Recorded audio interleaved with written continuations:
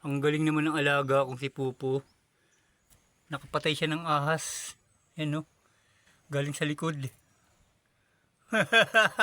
Galing ni Pupo. Very good Pupo. Oh. Very good ah.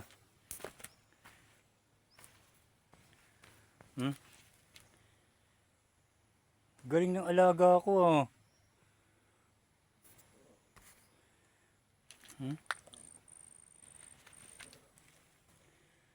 Okay Pupo ah. Napatay niya. Kaya pala sa likod siya. Ano kayang ahas yan?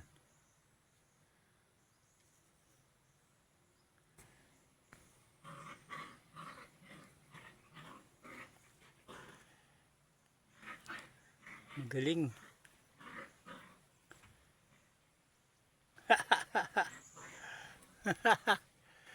Ang galing ng Pupo ah.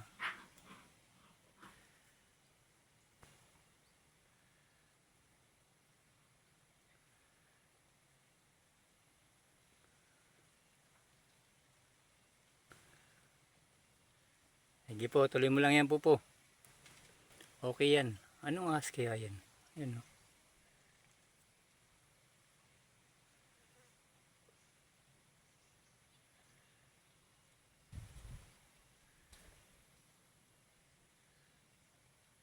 Magaling ang aking alagang si Pupo.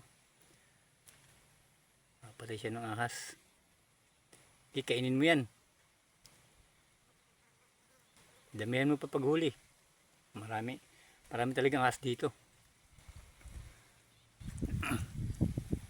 Lalo dyan oh. Dyan yan na nandyan siya kanina sa mga kahoy na yan. Dyan yan nadali. Kailangan ko dito magtatabas naman ako mga damo. Ang nakaraan, laki ng ahas. King cobra ang nakita ko doon sa malapit sa kulungan ng mga pato. Malaki na. Yung pinakamalaking battery ng flashlight, yung Everready. Ganun kataba ang nakita ko. Doon. Diyan sa may niyog niyan. Sa ibaba. Diyan ko nakita.